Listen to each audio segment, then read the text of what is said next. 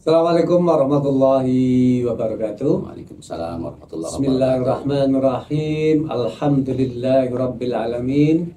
Wassalatu wassalamu ala asrofil anbiya wal mursalin sayyidina wa maulana Muhammadin wa ba'du. Sahabat ceria, sahabat religi Kantor Kementerian Agama Kabupaten Kebumen, alhamdulillahirabbil alamin. Kita kembali berjumpa di bulan Ramadan, bulan yang suci, bulan yang penuh dengan rahmat dan ampunan dari Allah Subhanahu wa Ta'ala. Dan hari ini kita kembali bertemu di podcast ceria. Kali ini ditemani oleh Bapak Kiai Haji Muhammad Murtaqi MPD. Ya. Selamat sore Pak Kiai Murtaqi. Selamat sore. Alhamdulillah. Sehat-sehat ya Pak Fauzan ya. Kita akan berbicara tentang takwa. Ya, mungkin nanti Pak Kiai bisa memberikan pencerahan yang dimaksud dengan takwa itu apa. Mulai dari situ mungkin nanti kita kembangkan tentang takwa itu yang sesungguhnya itu yang seperti apa. Mungkin bisa dijelaskan dulu tentang pengertian takwa sendiri. Oh iya, terima kasih Ya. Pak Fauzan. Assalamualaikum warahmatullahi wabarakatuh. Para sahabat ceria dan sahabat religi kaum muslimin muslimat rahimakumullah. Alhamdulillah pada kesempatan sore ini kita bisa bertemu kembali melalui Podcast ceria. ceria ya. Maka pada kesempatan ini kami akan menyampaikan ya kaitannya dengan takwa. Karena di dalam Al-Qur'an seringlah disebutkan atau disampaikan, dibacakan dengan kalimat la'allakum tattaqun. Maka kalimat takwa itu banyak hal yang harus kita lakukan untuk mencapai tingkatan-tingkatan takwa itu. Yang dikandung maksud adalah bahwa takwa itu sendiri itu apa? Kan begitu. Yang namanya takwa itu adalah at-taqwa ya khaufullah wa muraqabah wa ta'zimah. Jadi takwa itu menjadikan diri kita di dalam menghambakan Allah benar-benar takut kepada Allah atas siksanya Allah. Dan kemudian kita bahwa ketika beribadah kepada Allah, kita itu dipantau oleh Allah. Jadi ketika kita melakukan ibadah itu ada pantauan melalui malaikat-malaikat yang menjadi tugas untuk mencatat amal baik kita dan buruk kita. Itu namanya takwa. Oleh karenanya saya kutip dalam sebuah hadis ya. Ini ada qala Ibnu Umar, la yablughu al-'abdu haqiqatat taqwa hatta yada'a ma haka fi sadri. Jadi disampaikan oleh Ibnu Umar, tidak akan sebuah hamba mencapai pada tingkatan hakiki takwa. Ya, apabila hatta yadanga dia meninggalkan bahasa kerenteknya hati itu ya, maksudnya kerenteknya fisodri di dalam hati. Maka untuk mencapai hakikat takwa itu memang harus berjuang yang luar biasa. Tapi kita sebagai manusia awam, kita harus berlatih dari berbagai macam cara untuk memperoleh takwa. Di antaranya contoh al-iktsari atau al-iktsaru min ibadati wa dzikrillah. Pertama adalah kita itu harus memperbanyak ibadah. Maka ibadah itu jangan dikategorikan sholat, puasa, haji, zakat, tidak. Jadi ibadah itu ibadah yang lebih luas. Menolong orang itu bisa jadi ibadah. Ucapan yang baik bisa jadi ibadah. Jadi hal-hal yang kaitannya mengandung manfaat kepada manusia dan Allah itu akan menjadi amal ibadah. Itu satu. Dan dilanjutkan dan zikrullah, zikir kepada Allah. Orang berzikir itu artinya apa? Bahwa orang itu selalu mengingat Allah dimanapun berada.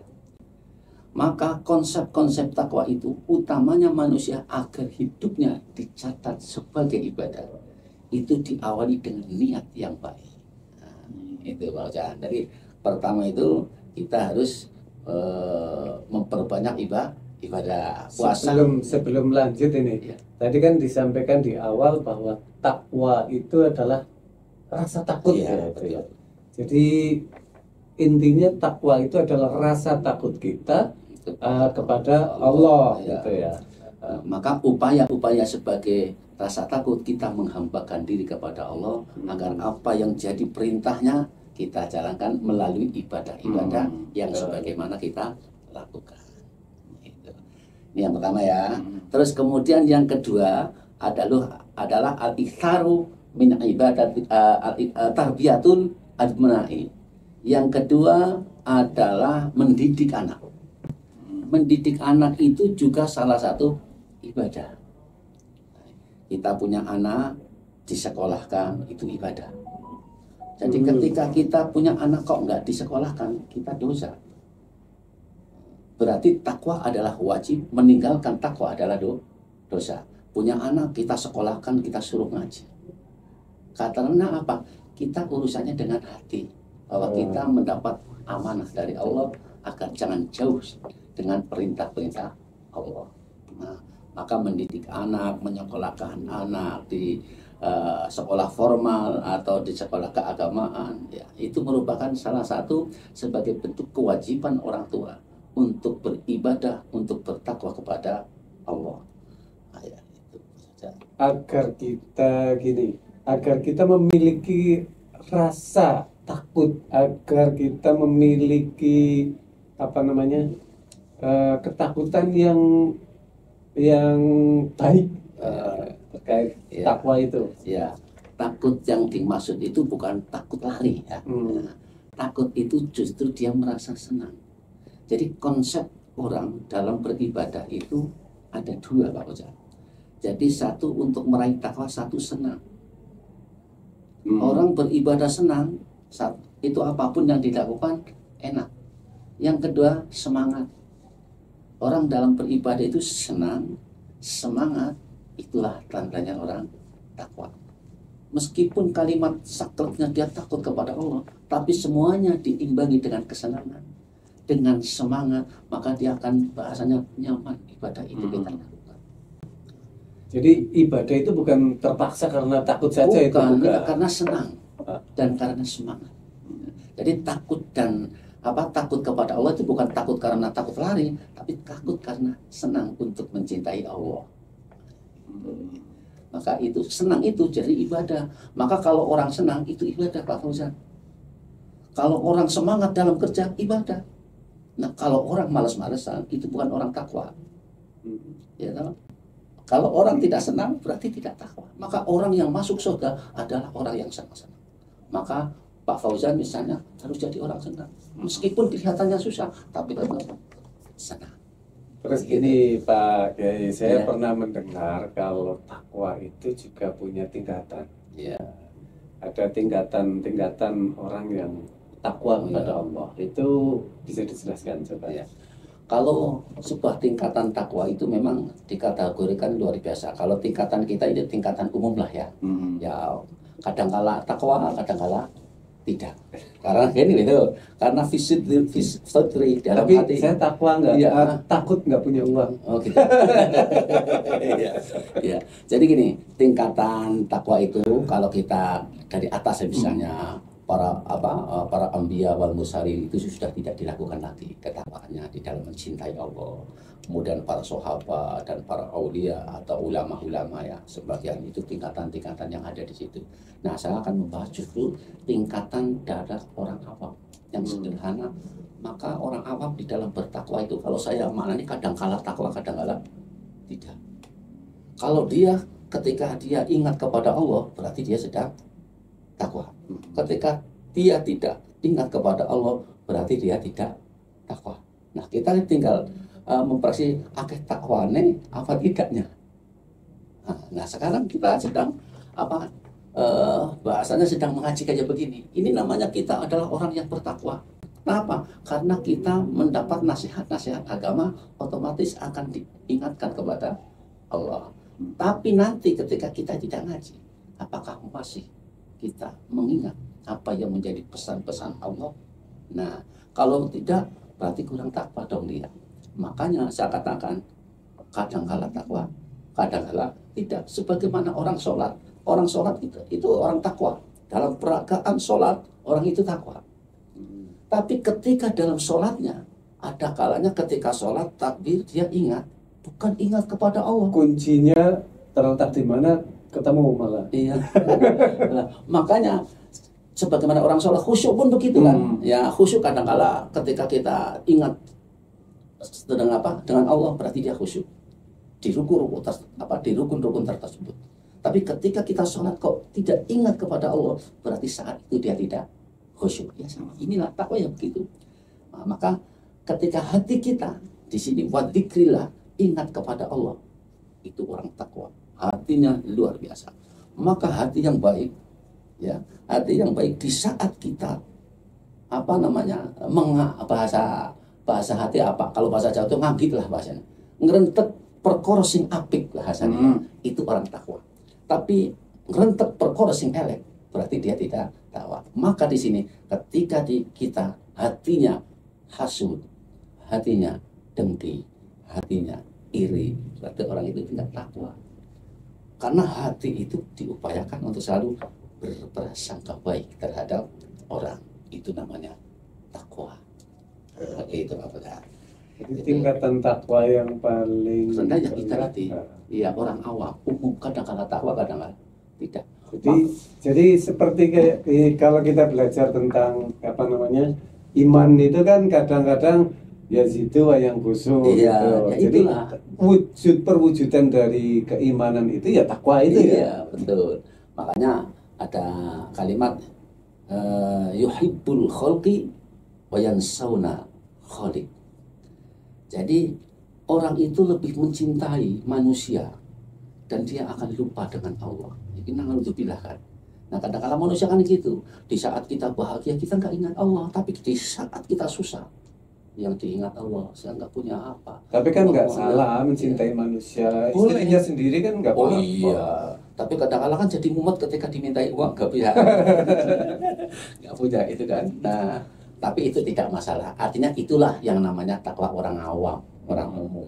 Jadi kadang-kala dia ingat kepada Allah, kadang-kala dia ingat kepada Allah. Makanya sahabat Nabi, ketika dia sholat yang diingat hanya Allah, maka dicubit, ditusuk, dia apapun nggak kerasa. Tapi kalau kita sholat, ketika ada laler aja, ya sudah kayak begini. Kenapa kerasa sudah? Itu kan. Nah ini yang kaitannya bahwa kita itu selalu ingat zikir kepada Allah. Anak pun dijadikan sebagai anak yang soleh. Kita mendidik anak itu adalah menjadi anak akhirat.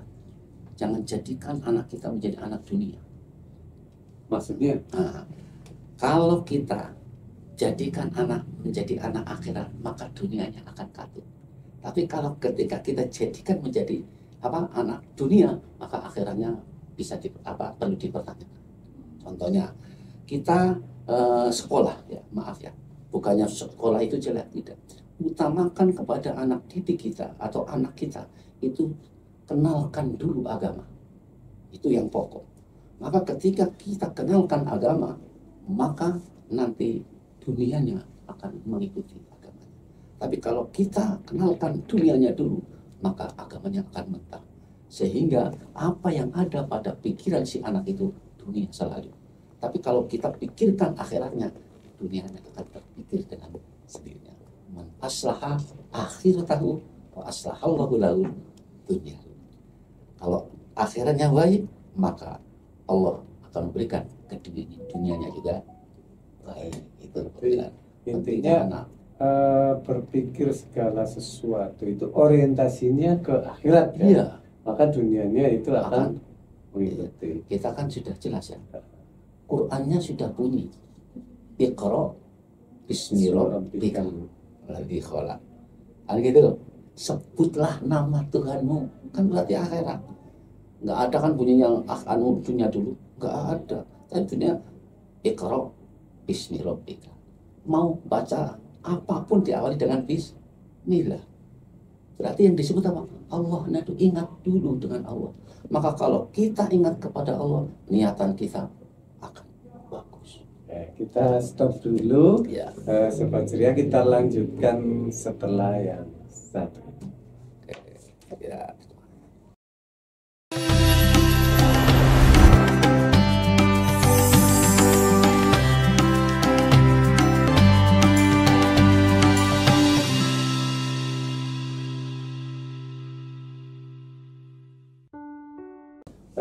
Baik Sobat ceria, kita kembali di cerita ilmu dan agama masih bersama Bapak Ki Murtaki. Kita lanjut pembahasan kita tentang takwa. Nah, tadi dijelaskan kita harus mementingkan akhirat dulu. Terus kemudian apa lagi itu Pak? Untuk agar kita menuju takwa itu.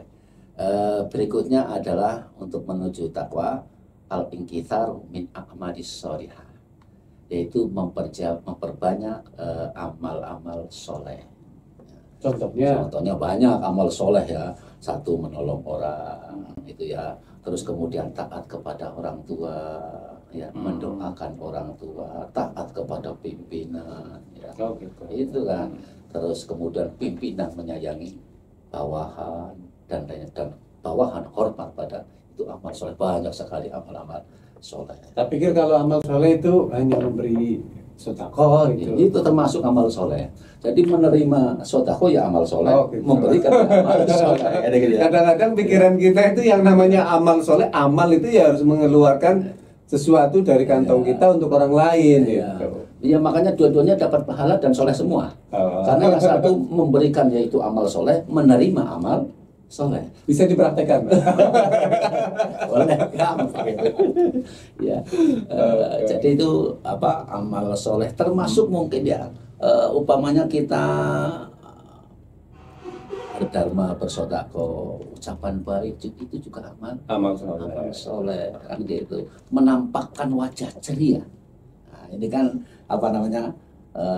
sahabat ceria lah ya, menampakkan wajah ceria kepada orang lain, itu amal soleh. Jadi kalau kita melihat orang kok cemberut, nah, dia nggak menampakkan wajah soleh, termasuk sedekah ya. Iya.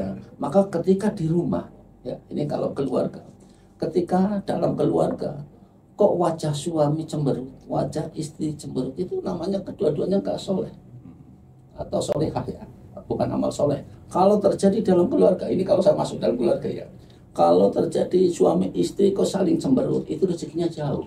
Jadi amal solehnya jauh. Maka jangan berani-berani saling bertentangan antara suami istri. Kenapa? Rezekinya jauh, tidak menjadi amal soleh, dan itu tidak akan masuk surga. Ini agak melenceng ya. Nggak apa-apa. Ini kan amal soleh, iya kan? Ini contoh amal soleh. Di kadang-kadang di masyarakat ya. Wong nek urip arep seneng ya kudunya ke duite, bojone lho. Terutama ini terkait dengan tadi disinggung suami istri. Nek kepengen uripe seneng ya duite sing akeh. Itu adalah itu gimana itu? Boleh, enggak apa-apa. Ini agak melenceng dikit ini. Boleh. Jadi kalau ada orang yang mengatakan kalau ingin bahagia ya banyak uangnya. Uang itu adalah alat untuk membahagiakan. Gitu kan? Salah satunya kan begitu. Bukan menjadi jaminan orang punya uang menjadi bahagia. Justru kebahagiaan itu ada dalam hati kita dan kesenangan kita. Kita hidupkan hanya, maaf ya, ulama mengatakan asal makan sudah kenyang, ya sudah. Tinggal nafsu kita yang keinginannya luar biasa kan. Maka kita harus berlatih, saya katakan. Berlatih agar terlalu senyum. Oh, nggak punya uang, senyum. Kira-kira bisa nggak ya? Nah, kalau orang kayak gitu. Nggak punya uang. Ya kalau nggak punya uang ya nggak senyum. Iya. Nah ini kan sulit kan. Nah itulah dasar di antara orang untuk meraih takwa. Apapun resikonya, kata kita sebagai penghambaan diri kepada Allah harus senyum. Kenapa? Maka konsep ibadah senang bahagia. Orang nggak punya uang ketawa, nggak punya uang ya semangat tetap mencari. Tapi walaupun kita sedang puasa ya tetap harus semangat. Iya. Kalau lembeh ya ibadah kita ya lembeh. Jalannya lama. Ini. Oke, kita lanjutkan tentang itu yang untuk memperoleh ketakwaan itu. Selain terus amal soleh, terus apa lagi? kasratus sholawat. Jadi sering membaca sholawat kepada Rasul. Karena Rasulullah adalah orang yang nantinya akan bisa mensyafaati kita baik di dunia maupun di akhirat. Berkat Rasulullah kita menjadi orang yang beriman kepada Allah melalui para guru-guru kita, para ulama-ulama kita. Lebih memperbanyak sholawat. Apalagi di bulan suci Ramadan, baca Quran, baca sholawat, beramal baik. Kan kita bahasanya yang tahu amal pahala di bulan suci Ramadan kan hanya Allah kan. Maka nah ini takwa, cara bertakwa ini jurusannya banyak sekali di bulan suci Ramadan. Maka kesempatan yang mulia ini untuk kita gunakan dengan amal-amal itu sehingga mendapat predikat la'allakum tattaqun. Nah, jadi orang-orang yang bisa bertakwa, meskipun tadi di awal disampaikan tingkatan takwa kita dengan tingkatan orang awam. Tapi meskipun tingkatan orang awam akan tidak kalah dengan tingkatan-tingkatan atas kalau kita selalu didasari dengan rasa senang dan rasa semangat untuk beribadah. Kita adalah makhluk yang sangat dicintai oleh Rasulullah Sallallahu Alaihi Wasallam. Sudah jauh kita tidak bertemu dengan Rasul, tapi Rasulullah masih mencintai kita. Jadi dengan membaca sholawat itu juga akan meningkatkan ketakwaan kita kepada Allah. Masih ada lagi. Ini jadi hal yang untuk menuju takwa ini. Itu kalau kita berlatih untuk salah satunya, monggo mau yang mana, itu kita nggak bisa semuanya, sulit. Carilah yang sekiranya kita mampu. Maka oleh karenanya kemampuan yang sudah kita dapat pertahankan. Maka kalimatnya bahwa Allah itu mencintai amal yang sudah dilaksanakan dan dipertahankan. Itu sebagai wujud orang beristiqomah di dalam mempertahankan atau menuju takwa. Bahasanya tahsinul amal yuhibbu, teman didemuni. Bagus. Amal annallaha yuhibbu. Dibanding bitakthiril amal, ngekeh no amal. Amal ini belum rampung, ganti amal lagi, enggak baik. Malah lebih baik amal yang sudah kita lakukan itu kita amalkan sebaik-baiknya, maka amal itulah yang akan dicintai oleh gitu. Misalnya Pak Ufyan biasa sodako ke saya, sodako terus Pak Ufyan, setiap Jumat ke saya sodakonya lakukan terus. Itu amal luar biasa. Kalau saya paling kan sodakonya itu ke anak, istri, itu amal ibadah yang luar biasa itu. Nah itu diistiqomahkan, itu hebat sampean. Nah jangan wah nyotok cari lagi lah ibadah lain ini sudah biasa, jangan. Itu kita rugi. Maka senjatanya Pak Ustaz dalam hidup adalah bersedekah, maka akan terkenal di akhirat ahli sedekah. Ya. Tapi sedekahnya tidak menggunakan uang, senyum. Itu tadi dengan istri, dengan kawan, dengan sahabat, dengan banyak senyum aja. Gitu Pak Ustaz. Jadi kaitannya dengan orang bertakwa. Ada 4 hal ya, saya simpulkan 4 hal itu adalah yang pertama bahwa kita harus memperbanyak ibadah dan berzikir kepada Allah. Yang kedua, kita harus mendidik anak-anak kita menjadi cinta kepada Allah atau akhirat dulu baru dunianya melalui sekolah-sekolah. Terus kemudian yang ketiga, kita selalu beramal soleh, banyak caranya. Kemudian yang keempat lah ya, itu adalah kita berbanyak baca sholat.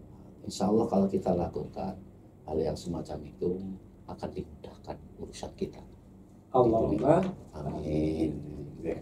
Baik, mungkin sementara untuk hari ini dengan Pak Murtaki kita cukup ya, kita lanjutkan di lain waktu. Siap, insya Allah. Terima kasih dan mudah-mudahan bermanfaat untuk sobat religi dan sobat ceria dimanapun berada. Seperti biasanya, jalani, nikmati, dan syukuri. Assalamualaikum warahmatullahi wabarakatuh. Waalaikumsalam warahmatullahi wabarakatuh.